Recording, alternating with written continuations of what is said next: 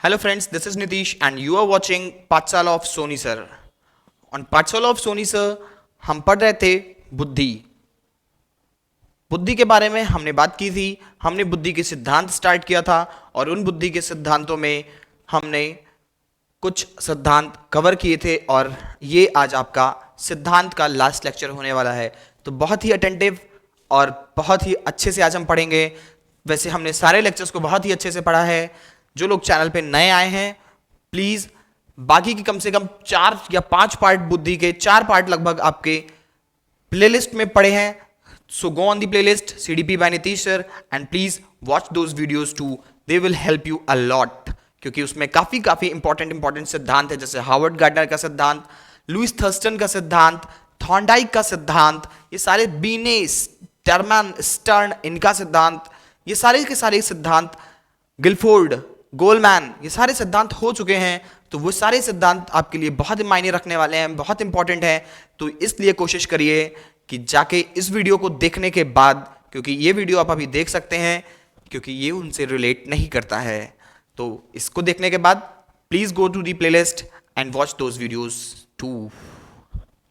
चलिए फिर शुरू करते हैं हम अपना आज का लेक्चर। और आज हम पढ़ने वाले हैं कुछ और सिद्धांतों के बारे में, और उनमें से जिस व्यक्ति का हम पहला सिद्धांत लेने जा रहे हैं वो है रेमंड कैटल। आज हम बात करेंगे रेमंड कैटल की। So let's begin.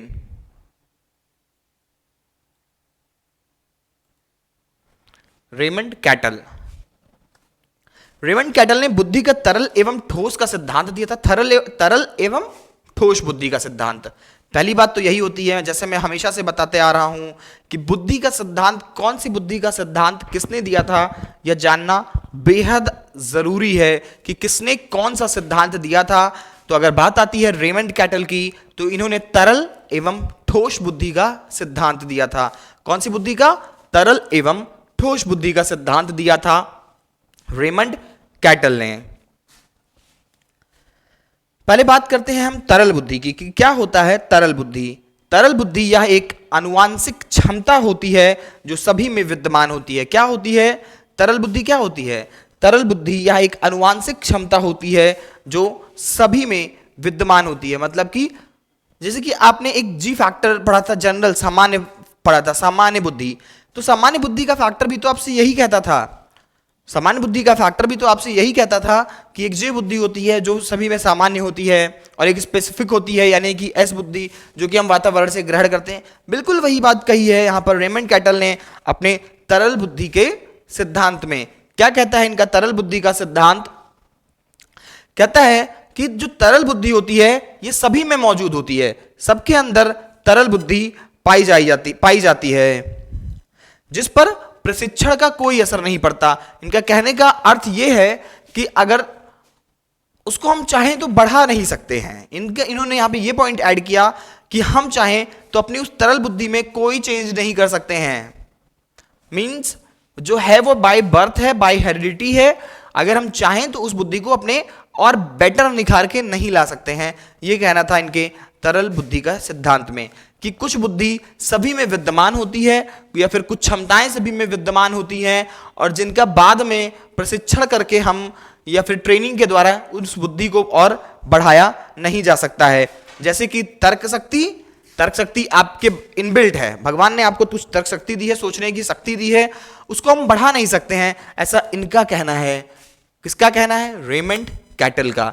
कि तर्क शक्ति, सृजनात्मकता, रचना शक्ति, ये सारी की चीजें, क्रिएटिवनेस, ये सारी की सारी चीजें हमें बाय बर्थ इनबिल्ट, बाय और हेरिडिटरी कैरेक्टर्स भगवान जी ने हमें दी थी।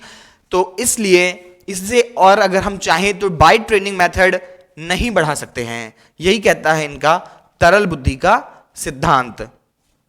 तरल बुद्धि के सिद्धांत के बाद हम बात करने वाले हैं ठोस बुद्धि के सिद्धांत की। चलिए तो देखते हैं क्या होता है इनका ठोस बुद्धि का सिद्धांत। अगर बात करें हम ठोस बुद्धि के सिद्धांत की तो जस्ट इसका अपोजिट है। इनका कहना है कि ठोस बुद्धि कोई अलग बुद्धि नहीं है, अपितु या तरल बुद्धि के संयोग से मिले प्रशिक्षण का परिणाम है। इसे वातावरण प्रशिक्षण द्वारा बढ़ाया जा सकता है, इसे वातावरण प्रशिक्षण द्वारा बढ़ाया जा सकता है। वही बात जो जी और एस फैक्टर में थी वही बात है, बस इन्होंने नाम चेंज किया और इन्होंने नाम रखा तरल ठोस। तरल बुद्धि और ठोस बुद्धि, ये नाम इन्होंने दो नाम दिए, तरल बुद्धि ठोस बुद्धि। इसको ये बिल्कुल मिलती जुलती है जी बुद्धि, यानी कि जो आपके दिया था जी का, यानी कि जनरल यानी कि सामान्य बुद्धि, और ये एस बुद्धि। सारी की सारी कैरेक्टरिस्टिक्स बिल्कुल सेम है कि कुछ बुद्धि हमारे अंदर इनबिल्ट होती है और कुछ बुद्धि हम किस वातावरण के द्वारा गेन करते हैं। यही कहता है आपका जी और एस का सिद्धांत, और यही कहता है आपको तरल और ठोस का सिद्धांत। अब देखिए यहां पर दो चीजें हैं कि आप चाहें तो इस पॉइंट को अपने लिए जी और एस और तरल और ठोस में कंफ्यूजिंग बना सकते हैं, और साथ ही साथ चाहें तो इसको याद करने का तरीका बना सकते हैं। देखिए जी और एस हमेशा से आप सभी परिचित रहे हैं जी और एस के सिद्धांत से। जी और एस का सिद्धांत दिया था चार्ल्स स्पीयरमैन ने,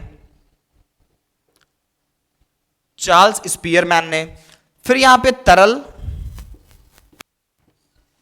और ठोस, तरल और ठोस का जो सिद्धांत है वो दिया है रेमंड कैटल ने, रेमंड कैटल ने। अब आप अगर चाहें तो इस तरह से बस नाम याद रखिए कि जी और एस दिया है चार्ल्स स्पीयरमैन ने और तरल और ठोस दिया है रेमंड कैटल ने। क्वालिटीज दोनों की सेम है, ये भी बाय बर्थ जनरल फैक्टर जो है वो सब में होता है, और जो एस फैक्टर होता है वो स्पेसिफिक हमको एक क्वालिटी अपने अंदर बिल्डअप करनी पड़ती है। और यहां पर भी तरल जो है बिल्कुल मिलता जुलता है जी से। तरल क्या होता है कि व्यक्ति के अंदर शुरुआत से पाई जाती है, जैसे कि सृजनात्मकता, रचना शक्ति, क्रिएटिवनेस, यानी कि ये सारी चीजें, सृजनात्मकता हो गया, तर्क शक्ति हो गई, ग्रहण शक्ति हो गई, ये सारी क्वालिटीज जो हैं ये हमारे अंदर बहुत शुरुआत से पाई जाती हैं। मतलब जब हम छोटे होते हैं, जब बाय बर्थ यानी कि हमको ये क्वालिटीज मिलती हैं। वही जब ठोस बुद्धि की बात करते हैं तो ये कोई अलग बुद्धि नहीं है, ये कोई अलग टाइप की बुद्धि नहीं है। ये बुद्धि के वे तत्व इसमें आते हैं जिन्हें वातावरणीय मतलब बाहरी प्रशिक्षण के द्वारा हम बढ़ा सकते हैं। जबकि इनका कहना यह है कि तरल रचना शक्ति, ग्रहण शक्ति, ये सारी चीजें हमें बाय बर्थ मिलती हैं, हम इन्हें बढ़ा नहीं सकते। तो आई होप कि ये सिद्धांत बस इतना ही था, आपका रेमंड कैटल का सिद्धांत, छोटा सा सिद्धांत था। आई होप कि ये आपको बिल्कुल क्लियर हो गया होगा।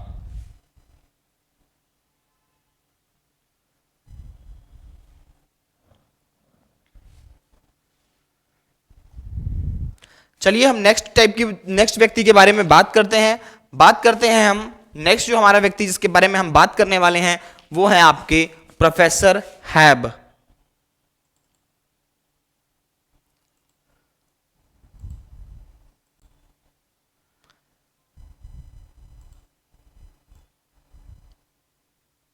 चलिए बात करते हैं अब हम प्रोफेसर हैब की।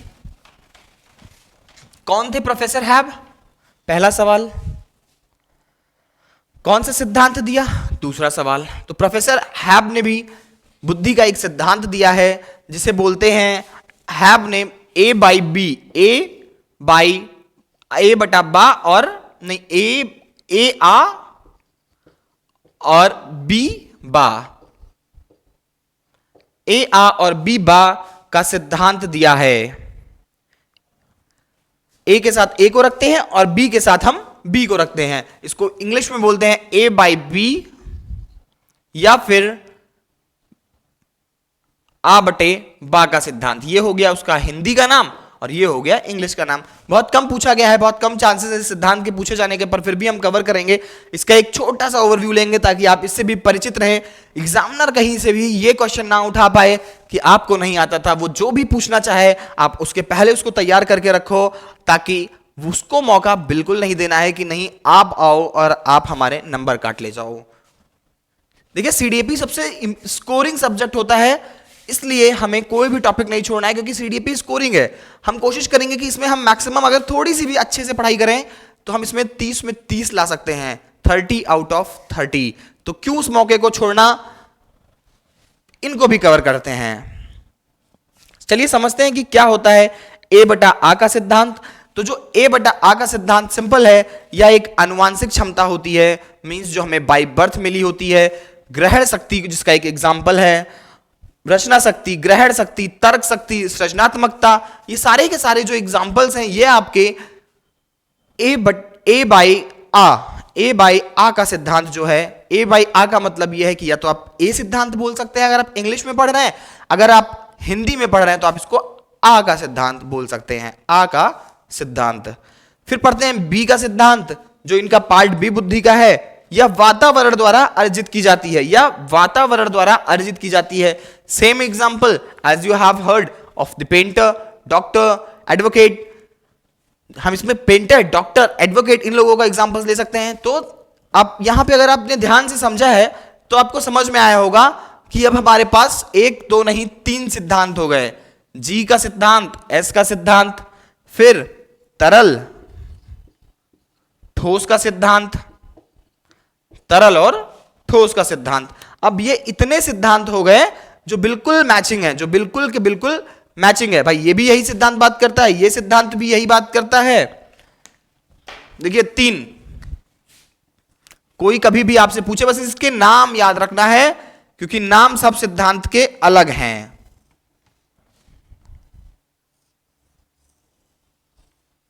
देखिए ये तीन के तीन सिद्धांत हो गए जिन्हें अलग अलग व्यक्तियों ने दिया है।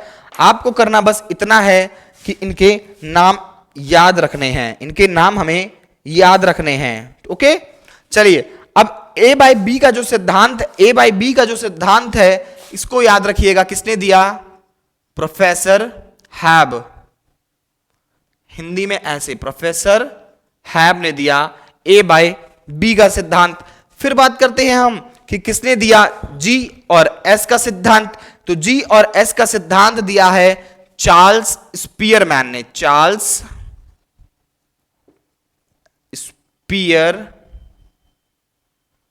स्पीयरमैन। ठीक है, अब हम बात करेंगे तरल और ठोस के सिद्धांत की। बातें तीनों के तीनों सिद्धांत एक कहते हैं, इसीलिए हम इसको लिंक करके पढ़ रहे हैं, क्योंकि ये तीनों के तीनों जो सिद्धांत है ये बिल्कुल मिलते जुलते हैं और एक ही बात कहते हैं। तो ये सिद्धांत दिया है आपका रेमंड कैटल। रेमंड कैटल ने ये सिद्धांत दिया है। देखिए ये बात करते हैं आ बटा बी की, ये बात करते हैं जनरल और स्पेसिफिक बुद्धि की, ये बात करते हैं थरल और ठोस बुद्धि की, पर बात तीनों की तीनों सेम कहते हैं। जो पहला पार्ट इन्होंने कहा कि बुद्धि अनुवांशिक होती है, और फिर बाद में बताया कि उसको कुछ बुद्धि ऐसी भी होती है जो वातावरण के द्वारा अर्जित की जाती है। फिर वही बात जी और एस में भी है, और वही बात तरल और ठोस में है कि जो एक हमारे पास अनुवांशिक बुद्धि होती है जिसको बाद में प्रशिक्षण के द्वारा बढ़ाया नहीं जा सकता, और जब तरल बुद्धि को ही जब प्रशिक्षण के द्वारा बढ़ाया जाए, वातावरण के द्वारा बुद्धि में हमारे कोई चेंजेस लाए जाएं, तो उसको बोलते हैं ठोस बुद्धि। I hope this all points are clear to you. देखिए इसको समझिए, सिर्फ आपका जो प्रेशर है आपका उसको कम करने के लिए मैंने ये बनाया कि आप देखिए तीन सिद्धांत आपको कभी भी पढ़ने की जरूरत नहीं पड़ेगी, क्योंकि तीनों के तीनों सिद्धांत बात करने वाले सिद्धांत हैं कि सिंपली आप बात बात में सीख गए कि ए बाई बी का सिद्धांत, जी और एस का सिद्धांत, तरल और ठोस का सिद्धांत, ये तीन सिद्धांत हैं। बस करना कितना पार्ट है कि इसे दिया किसने? प्रोफेसर हैब ने दिया, चार्ल्स स्पीयरमैन ने दिया और रेमंड कैटल ने दिया। बाकी सिद्धांत की बातें बिल्कुल सेम टू सेम है, किसी ने कुछ अलग नहीं कहा है। एक ही चीज बोली कि कुछ बुद्धि हमारे पास पैदा होने पे होती है और कुछ बुद्धि वातावरणीय होती है। चलिए आगे बढ़ते हैं हम। आई होप आप इसको याद रखेंगे अच्छे से। देखिए आपके बुद्धि के जो सिद्धांत हैं वो बस इतने थे। हमने ज्यादा से ज्यादा कोशिश करी है कि जितने से अधिक सिद्धांत हो पाए वो ले लें। फिर भी अगर किसी को किसी बुद्धि के किसी और का सिद्धांत समझना है, जानना है, तो कमेंट बॉक्स में बताइए कि सर बुद्धि का इनका सिद्धांत भी ले लीजिए। अभी क्योंकि बुद्धि खत्म नहीं हुआ है तो हम कोशिश करेंगे कि बीच में ही कहीं ना कहीं आपके द्वारा बताए गए व्यक्ति का भी सिद्धांत हम कवर कर लेंगे। अपनी तरफ से मैंने पूरी कोशिश की कि मैक्सिमम से मैक्सिमम लोगों के सिद्धांत ले लिए जाएं, पर फिर भी अगर किसी को बुद्धि का किसी और का भी सिद्धांत चाहिए, आपको लगता है कि पेपर में पूछा गया है या पूछा जा सकता है, तो आप बताइए, कमेंट बॉक्स में जाकर बताइए कि सर बुद्धि का इनका भी सिद्धांत ले लीजिए। हम उनका भी सिद्धांत का एक वीडियो बनाकर आपको अवेलेबल कराएंगे, उनके बारे में भी हम बात कर लेंगे, बहुत डिटेल में जाके उनके हम सिद्धांत को समझ लेंगे। तो ये हो गया आपका बुद्धि के सिद्धांत खत्म। मतलब समझ लीजिए कि आपने आधी बुद्धि पढ़ ली। क्यों आधी? क्योंकि अभी हमें पढ़ना है बुद्धि के परीक्षण। बहुत बहुत ज्यादा पूछा जाने वाला टॉपिक है ये। इवन सबसे ज्यादा क्वेश्चन जो आते हैं वो बुद्धि के परीक्षण पार्ट से ही आते हैं, क्योंकि इनका जो कुछ टेस्ट हैं वो बहुत फेमस हैं और वो अक्सर एग्जाम्स में पूछे जाते हैं। तो चलिए शुरू करते हैं हम बुद्धि का परीक्षण और एक ओवरव्यू लेते हैं कि बुद्धि के परीक्षण में क्या क्या बातें की गई हैं। हेडिंग डाल लीजिएगा आप सब लोग, बुद्धि के परीक्षण, फिर हम आगे बढ़ेंगे।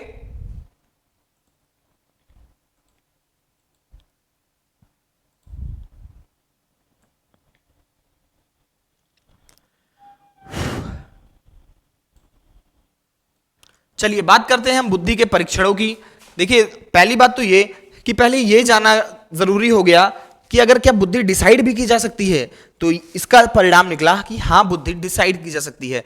बुद्धि के परीक्षण किसने दिए, कैसे कैसे इसके क्या क्या फॉर्मूले बने, MA/CA, mental as upon chronological age into 100, ये जो एक फॉर्मूला दिया गया, फिर mental as upon chronological age था, फिर उसमें बाद में 100 किसने जोड़ा, ये सारी बातें हम करेंगे लेकिन अपने आगे वाले आने वाले लेक्चर्स में।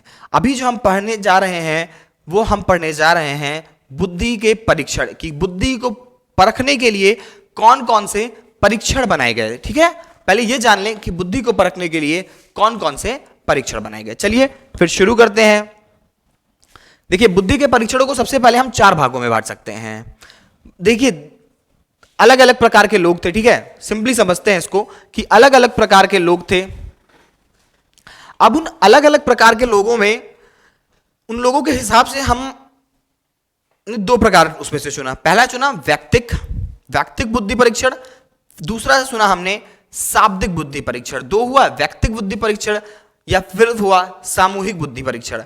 मतलब एक एक करके, व्यक्तिक मीन्स हुआ कि एक एक करके, मतलब एक पर्सनल लेवल पर जाकर के हम बच्चे की या बालक की बुद्धि टेस्ट करेंगे। ठीक, अब जब बात हो गई कि व्यक्तिक, फिर यह हुआ कि जब नहीं पॉसिबल हुआ कि हम एक एक व्यक्ति के बारे में बात करके बुद्धि का परीक्षण करें, तो फिर वहां पर आया आपका सामूहिक बुद्धि परीक्षण। अब सामूहिक बुद्धि परीक्षण में हमने क्या किया कि ग्रुप ऑफ पीपल्स को बुलाया, ग्रुप ऑफ पीपल को बुलाया और उनकी बुद्धि की जांच की।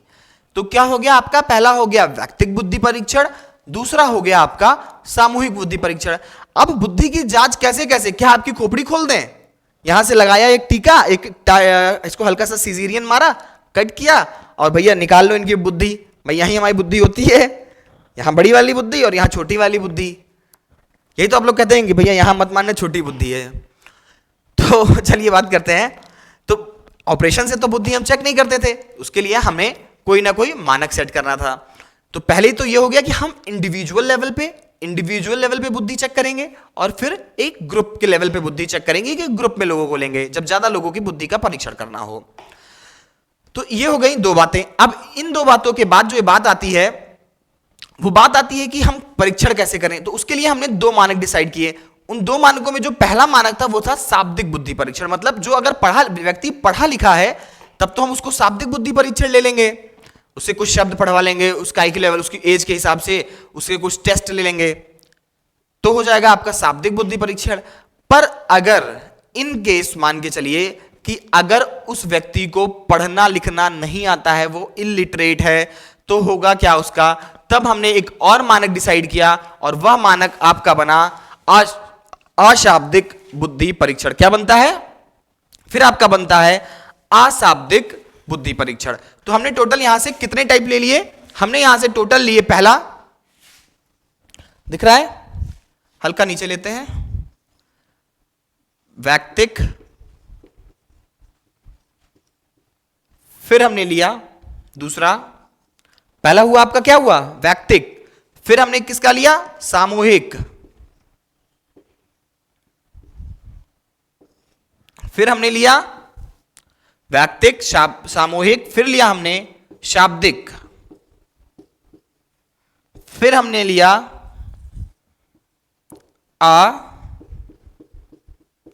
अशाब्दिक, वैक्तिक, सामूहिक, शाब्दिक और अशाब्दिक। ये वो 4 बुद्धि परीक्षण हैं जिनको हमने पढ़ना है और जिन्हें हमें समझना है। ठीक, चलिए अब देखिए एक चीज यहां पे देखिए, ये वैक्तिक है, यहीं पे समझना है कि क्योंकि इनको फिर हमने 4 भागों में बांटा है, दोबारा से इनको 4 भागों में बांटा, लेकिन वो 4 भाग हमने किस बेसिस पे बांटे उसको समझते हैं। देखिए पहले जब टेस्ट की जरूरत हुई तो हमने बनाया एक इंडिविजुअल लेवल का टेस्ट कि हम एक एक व्यक्ति की जांच कर लेंगे। फिर क्या हुआ, हमें एक एक लोगों की जांच करने में बड़ा टाइम लग रहा था और हमें लोगों की बुद्धि बहुत जल्दी तीव्रता से जानी थी, कुछ काम था हमको। क्या काम था वो आगे जानेंगे हम, जब आगे पढ़ेंगे टेस्ट के बारे में पढ़ना शुरू करेंगे तब हम जानेंगे कि क्या काम आ गया था ऐसा। तो पहले हमने एक एक व्यक्ति का टेस्ट बनाया, फिर देखा कि इससे हम नहीं पूरा कर पा रहे हैं अपना आंकड़ा, हम नहीं जान पा रहे हैं अधिक लोगों की बुद्धि, तो हमने क्या किया, एक टेस्ट बनाया कि सामूहिक बुद्धि परीक्षण कर लेते हैं, समूह में लोगों की बुद्धि कर लेते हैं, चेक कर लेते हैं। फिर हमने क्या किया कि पढ़े लिखे लोगों के लिए शाब्दिक और अनपढ़ लोगों के लिए अशाब्दिक बना दिया। तो अगर हम इंडिविजुअल लेवल पे इसी में एक काम और करें,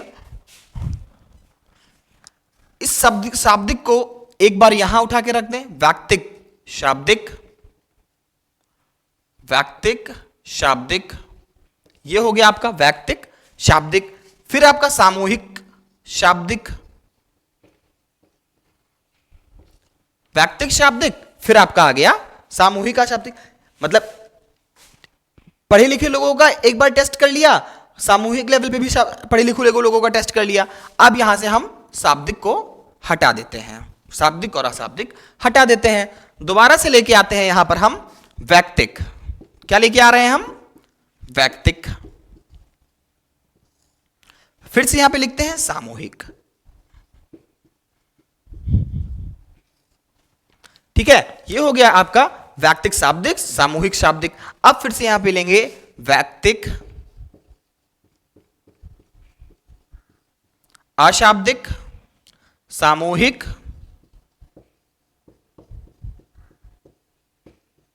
अशाब्दिक, वैक्तिक शाब्दिक, सामूहिक शाब्दिक, वैक्तिक अशाब्दिक, सामूहिक अशाब्दिक।